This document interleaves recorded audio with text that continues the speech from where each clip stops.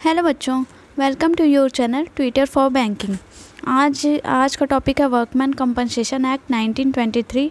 ठीक है, आज वर्कमैन कंपनसेशन एक्ट के बारे में मैं पढ़ाऊँगी और मतलब पार्ट 1 पार्ट 2 में पढ़ाऊँगी। दो क्लास लाऊँगी इसके और पूरा डिटेल स्टडी अच्छे से करवाऊँगी। ठीक है, आपके यूजीसी नेट के लिए भी इम्पोर्टेंट है और अगर आप IBPS SO HR के एग्ज़ाम देते हैं तो उसके मेंस के लिए ये इम्पोर्टेंट है। ठीक है, वर्कमैन कंपनसेशन एक्ट। तो पहले समझते हैं कि ये होता क्या है। ठीक है, इस वर्कमैन कंपनसेशन एक्ट पहले ये समझना है। देखो, नाम से ही क्लियर है, वर्कमैन को कंपनसेशन प्रोवाइड करना। ठीक है, ये अगर आप कि कोई ऑर्गेनाइजेशन है और वहाँ पे एम्प्लॉयज़ हैं तो उनको, जैसे कि क्या होता है, एम्प्लॉयज़ समझ लो, एम्प्लॉयज़ को अगर कोई क्षतिपूर्ति होती है, ठीक है, कोई भी नुकसान होता है, कोई एक्सीडेंट होता है या फिर कोई किसी भी तरह का उसको प्रॉब्लम होता है, उसको हेल्थ इशू आती है, तो उसको कंपनी को कंपनसेट करना पड़ता है या फिर वो उसका मतलब इलाज करवाएं या फिर मतलब जो भी है, जो भी compensation act, workman compensation act के अंदर इंक्लूडेड आएगा तो वो उसके अकॉर्डिंग कंपनी को उसका हर्जाना देना पड़ेगा। ठीक है, तो इसमें भी अलग अलग टाइप्स हैं कि किस तरह से मतलब कैसे कैसे आप एम्प्लॉयमेंट इंक्लूडेड है, कौन से मतलब किस एम्प्लॉयज़ को ये कौन सा बेनिफिट मिल सकता है, तो ये सारे वर्कमैन कंपनसेशन एक्ट के अंदर आएंगे। ठीक है, एक पर ये पहले ये एक्ट इसलिए लाया गया था क्योंकि देखो, पहले के समय में क्या होता था कि अगर कोई मान लो काम करते करते किसी को इंजरी हो गई या फिर कोई एक्सीडेंट हो गया या फिर कहीं पर आग लग गई, कुछ ऐसा हो गया जिससे कि एम्प्लॉयज़ को नुकसान हो गया। ठीक है, तो उससे क्या होता था, उससे ऑर्गेनाइजेशन को कोई मतलब नहीं रहता था, वो या तो कंपनसेट करे या फिर ना करे, तो उससे उनको कोई भी मतलब नहीं रहता था। इसीलिए और फिर 1884 में एक मेजर इशू हुआ था, मतलब एक मेजर एक्सीडेंट हुआ था, रोड एक्सीडेंट हुआ, जहाँ पर वर्कमैन की आंखें ब्लाइंड हो गई थी। तो उस टाइम क्या हुआ, उस ऑर्गेनाइजेशन में और जिस ऑर्गेनाइजेशन में वो वर्क करता था, वहाँ पर उसको कोई कंपनसेट नहीं किया गया। उसकी मतलब कि हाँ, ये रोड एक्सीडेंट से हुआ है, तो मतलब उसको कोई भी बेनिफिट या फिर कोई भी सुविधाएं नहीं दी गई। ठीक है, तो इसीलिए फिर 1923 में एक एक्ट पास किया गया जिसको वर्कमैन कंपनसेशन एक्ट कहा गया। इसको एम्प्लॉयज़ कंपनसेशन एक्ट भी कहते हैं। ठीक है, अगर ये मतलब एम्प्लॉयज़ कंपनसेशन एक्ट भी कहलाता है और वर्कमैन कंपनसेशन एक्ट, दोनों सेम ही है, तो कंफ्यूज नहीं होना है। ओके, तो इसका ऑब्जेक्टिव क्या था, मेन ऑब्जेक्टिव क्या था, देखो, provide social security to workers. ठीक है, और क्या था, to pay compensation to workers for accident arising out of और इन कोर्स ऑफ एम्प्लॉयमेंट। अगर एम्प्लॉयमेंट के अंदर या फिर मतलब एम्प्लॉयमेंट के इन कोर्स ऑफ एम्प्लॉयमेंट और आउट ऑफ एम्प्लॉयमेंट अगर किसी को वर्कर्स को कोई भी प्रॉब्लम अराइज होती है, कोई भी एक्सीडेंट अराइज होता है, तो उसको कंपनसेट करना। ठीक है,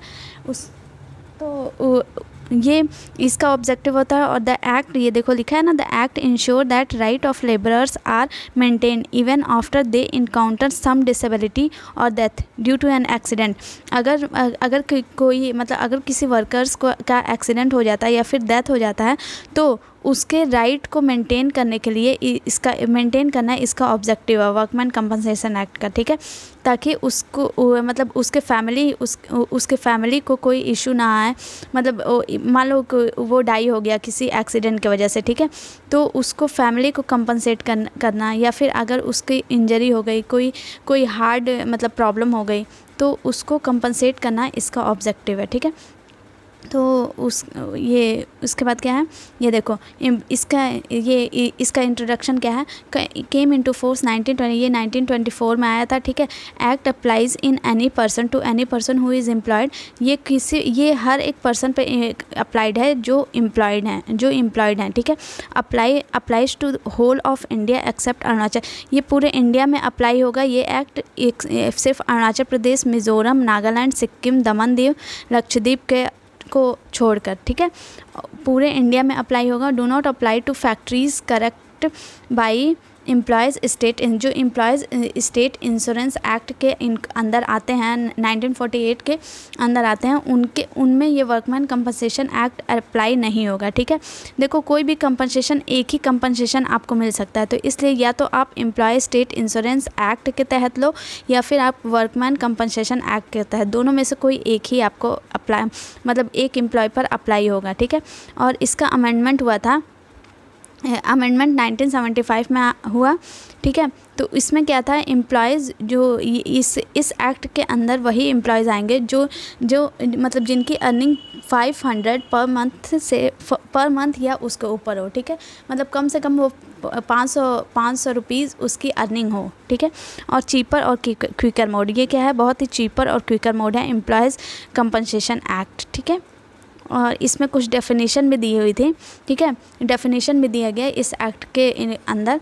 तो सेक्शन 2 में, सेक्शन 2(1)(d) में क्या, डिपेंडेंट की डेफिनेशन दी गई, और सेक्शन 2(d)(d) में एम्प्लॉयज़ की डेफिनेशन दी गई। ठीक है, डिपेंडेंस मीन्स क्या होता है, any of the following relatives dead workman of a dead workman namely. ठीक है, डिपेंडेंस मीन्स क्या होता है, देखो वर्कमैन कंपनसेशन में कंपनसेट किसको किया जाएगा, या तो एम्प्लॉयज़ को या तो एम्प्लॉयज़ की फैमिली रिलेटिव्स को उसको। ठीक है, तो इसके डिपेंडेंट मीन्स क्या होता है, अगर ये इन केस ऑफ अगर एम्प्लॉयज़ की डेथ हो गई, ठीक है, किसी एक्सीडेंट में, तो डिपेंडेंट, उसके लिए डिपेंडेंट को डिफ़ाइन किया गया है कि उसका कंपनसेशन किसको मतलब मिल सकता है। ठीक है, अ विडो, कोई भी अगर उसकी वाइफ है, अगर विडो है। ठीक है, अ माइनर लेजिटिमेट और अडॉप्टेड सन।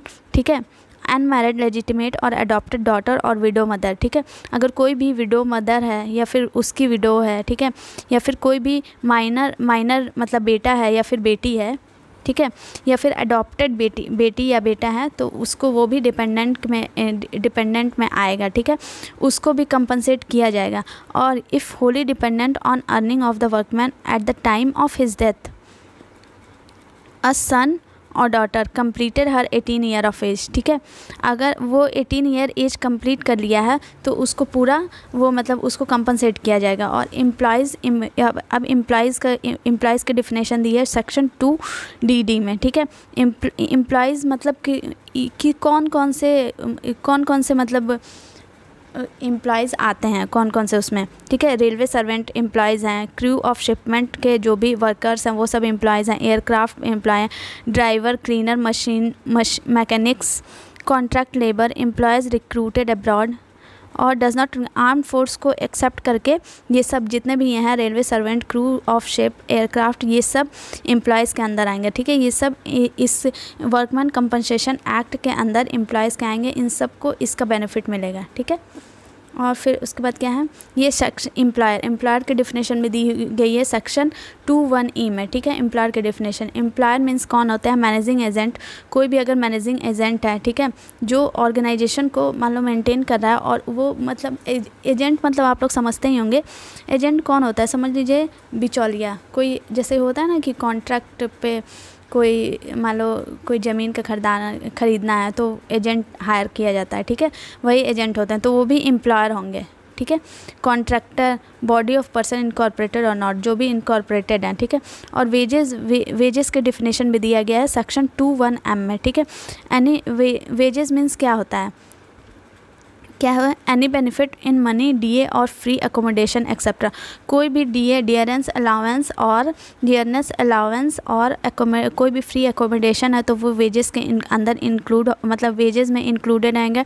और पर अगर ट्रैवलिंग अलाउंस दिया जा रहा है या फिर पेंशन तो वो वेजेस में नहीं डिफाइन होंगे। ठीक है, कोई भी फ्री अकोमोडेशन या फिर डियरेंस अलाउंस वो वेजेस के में इंक्लूड होंगे, पर अगर ट्रैवलिंग अलाउंस या फिर पेंशन दिए जा रहे हैं वो वेजेस में इंक्लूड नहीं होंगे। ठीक है, यही इस एक्ट के अंदर ये इतना डिफिनेशन दिया गया है। डिफिनेशन बहुत सारे दिए गए हैं पर ये चारों इम्पॉर्टेंट थे और नेक्स्ट क्लास में मैं करवा दूँगी। ठीक है, ओके बच्चों, थैंक यू, बाय बाय।